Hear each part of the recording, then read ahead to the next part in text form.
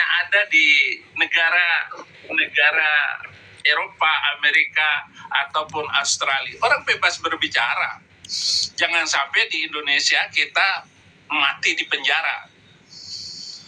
Nah, polisi yang datang itu ketemu dengan saya, itu polisi bilang begini, Abi, saya tidak bisa menjamin Abi masuk penjara hanya setahun katanya. Ya minimal 2 tahun katanya. Coba Abi berdoa dan pikirkan itu. Saya tapi Abi, ini aku mau nanya ya Abi ya. Abi ini kan dulu kan guru di pesantren ya. Kira-kira dari pemahaman atau kacamata Islam sendiri, ada keselamatan nggak sih di dalam Islam ini Abi? Nabi Muhammad baik wahyunya ataupun dari hadis tidak pernah memberikan jaminan untuk keselamatan seperti yang ditawarkan oleh Tuhan Yesus Kristus. Muhammad bilang, Mr. M bilang begini, ya Fatimah, minta apa saja daripada aku akan berikan kepada kamu emas permata. Tetapi tentang keselamatan itu urusan kamu sendiri. Begitu kata beliau kepada putrinya Fatimah. Maka ketika orang Yahudi dan orang Kristen bertanya, Mr. M, apakah kamu masuk surga atau tidak? Dia menunggu seminggu, lalu turunlah Quran surat ke-64 ayat ke-9. Kul innama ana basyarum kok salah lagi, gara-gara saya lagi mau cas ini, mau cas HP saya, jangan sampai lobet. Turunlah ayat bahwa katakanlah, aku bukan rasul yang pertama di antara para rasul dan aku tidak tahu apa yang terjadi atasku. Saya hanya menyampaikan apa yang diwahyukan kepadaku. Jadi beliau tidak tahu nasibnya sendiri.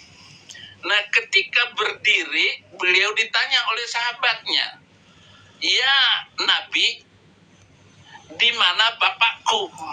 Kata beliau, bapakmu di neraka. Jawab beliau kepada sahabatnya yang bertanya. Maka sahabat itu langsung ke pintu, mau keluar. Kemudian beliau panggil, Ta'an, katanya dia panggil. Bapak saya juga di neraka. Jadi itu jawab beliau kepada sahabatnya yang bertanya. Jadi jangankan sahabatnya, jangankan putrinya, dia sendiri tidak tahu apa yang terjadi atas dirinya. Saya bukan rasul yang pertama. Kemudian di surat ke-66 ayat 8, ya ayyuhalladzina amanu tubu ilallahi taubatan nasuha asa rabbukum ayyukaffira ankum sayyi'atikum. Wahai orang-orang yang beriman, bertaubatlah kepada Allah dengan taubat yang murni, mudah-mudahan. Jadi mudah-mudahan. Jadi sudah beriman, sudah bertaubat, masih ada kata mudah-mudahan. Jadi tidak ada kepastian di dalam keyakinan itu. Jadi saya tidak bersalah. Saya pindah dari mudah-mudahan ketidakpastian menuju hidup yang pasti. Yesus bilang, akulah kepastian itu. Akulah surga, akulah pintu, akulah jalan, akulah kebenaran, dan akulah hidup. Jadi barang siapa yang ikut aku, kata Yesus, ya hidup. Amin, betul. Yohanes 11 ayat 25. Iya, Yohanes 11 ayat 25, Yohanes 14 ayat 6. Ana huwa siratu wal haqqu wal hayat. Akulah jalan, kebenaran, dan hidup. La yaji'u ahadun ilal ab illa bi, dan tidak ada orang yang datang kepada Bapa kecuali lewat aku. Sebuah keberanian, sebuah pernyataan, kepastian itu benar-benar hanya ada di dalam Yesus. Yohanes 6 ayat 47. Yohanes 6 ayat 47, wa qala al-yasu man amana ilayya fa alaihi hayatul abadiyah. Berkata Yesus, barang siapa yang percaya kepada aku, dia hidup kekal selama-lamanya. Ini pernyataan luar biasa Tuhan Yesus. Jadi kepastian. Sekarang di manakah alim, ulama, habib atau kiai mana yang bisa menjawab dan mengatakan bahwa masuk Islam itu pasti masuk surga?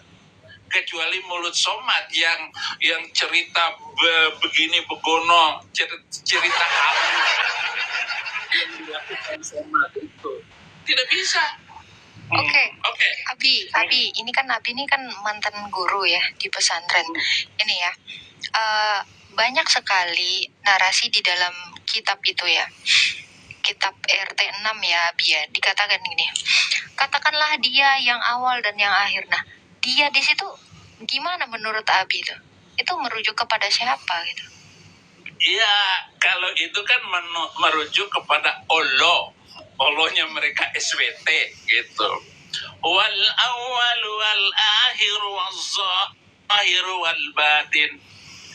Dialah yang awal, yang akhir, yang nampak Abi, dan ya. Yang zohir itu yang nampak, Abi. Yang nampak. Berarti, kemudian kalau ditanya, Allah nampak enggak bisa jawab. Gitu. Nah, berarti ayatnya gimana tuh? Kontradiksi kah? Ya, kontradiksi dengan kenyataan, kontradiksi dengan pengajaran-pengajarannya, dan kontradiksi dengan cerita-cerita halu yang telah mereka siapkan itu. Seolah-olah Nabi itu pergi ke langit, kemudian bertemu dengan Allahnya, naik kuda, bagal, warna putih, berwajah perempuan. Itu semua halusinasi, kan tidak bisa dibuktikan. Astagfirullah. Abi, ini kan mantan ustadz juga ya, mantan ustadz pengajar juga di pesantren nih. Abi, apakah benar turunnya wahyu ini dari mimpi Abi yang di Al-Isra itu? Surah Al-Isra. Berapa ya? 40 atau ayat berapa itu saya lupa. Kalau turun wahyu itu saya buka di 3. Enggak, Al-Isra. Kami perjalankan itu loh. Ayat pertama. Ya, Surat 17 ayat yang 1, subhanalladzi asra bi 'abdihi lailan minal masjidil haram ilal masjidil aqsa alladzi barakna haulahu linuriyahu min ayatina innahu huwas samiul basir. Itu lengkap ayatnya. Apakah itu mimpi? Muslim tidak puas kalau hanya mengatakan mimpi. Yang Isra Mi'raj itu roh dengan tubuhnya. Selalu mereka mengatakan dengan tubuhnya. Dan itu pendapat jumhur ulama. Jadi seluruh ulama percaya itu adalah seluruh tubuhnya. Jiwa roh itu ikut naik ketika terbang bersama Jibril dari Masjidil Haram ke Masjidil Aqsa dengan kecepatan lebih daripada kecepatan kilat. Maka buruk, barak itu berarti buruk, yaitu kilat, menyambar. Gitu. Jadi begitu. Kalau ditulis 2000,17K itu penonton saya gitu atau apa itu? Bukan, itu koinnya Abi. Wih, kaya dong saya. Terima kasih. Jadi Abi, ini yang saya tanyakan ini loh, Abi. Permulaan wahyu itu apakah benar itu dari mimpi? Gitu? Iya, halusinasi. Jadi nggak mungkin dia mimpi. Dan gini, dalam sejarah bangsa Arab itu belum pernah ada nabi dari Arab. Betul. Nah, kebetulan dia kawin dengan wanita Yahudi janda umur 40 tahun, ya, kaya raya, dan dia ini tugas mengembalakan kambing. Nah, bagaimana supaya dia itu meningkatkan komunitas sosialnya? Cara satu-satunya dia mengangkat nabi. Yang mengangkatnya itu adalah istrinya. Nah, semua itu nggak mungkin dia itu mendapatkan kualitas itu kecuali dengan mengawini Khadijah. Dia harus naik derajatnya untuk menjadi nabi, lalu dimusuhin oleh pamannya sendiri, saudara-saudaranya sendiri. Dalam waktu 12 tahun dia hanya tidak lebih 100 pengikut, dan itu orang miskin semuanya. Nah, dia mendapatkan kesempatannya itu baru di Madinah. Dia menggeser orang-orang tokoh-tokoh dan harus tunduk kepada dia. Dan dia memiliki pasukan dan kekayaan yang luar biasa setelah kawin dengan janda kaya itu, dan ya mengambil harta suku-suku kecil dan memotong leher mereka dengan luar biasa jahatnya itu. Apakah itu ada dalam mimpi, ada dalam penglihatan kesadaran? Kata mereka menerima wahyu itu.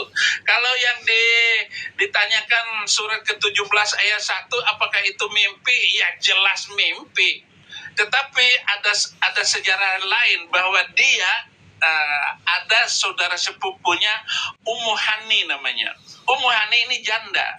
Jadi ketika dia bercerita tentang dia naik ke surga, pergi dan bertemu dengan nabi-nabi terdahulu sebelumnya, lalu dia mengatakan bahwa dia itu naik ke langit. Tetapi kesaksian Ummu Hani, dia tidur di rumahnya Ummu Hani. Jadi dia tidur di janda, istrinya sudah meninggal waktu itu. Dan ini tidak ada ulama yang membantah saya di dalam pernyataan-pernyataan saya yang sudah menebar ke banyak YouTube itu. Oh, ini ada di Sirah ini, kisah ini. Saya tahu. Iya. Jadi nggak mungkin dong. Dia ini, dia mimpi ataupun apa, yang jelas dia tidak pernah melakukan perjalanan itu karena cerita-ceritanya itu adalah tambahan-tambahan seterusnya, karangan-karangan tambahan beliau terhadap penglihatan dia. Mimpi bukan, kenyataan apalagi, karena kesaksian Ummu Hani, yaitu kakak dari Ali bin Abi Thalib, menantunya Mr. M, yang dikawinkan dengan Fatimah, namanya Ummu Hani, julukannya itu. Dia tidur dengan Ummu Hani di rumah itu.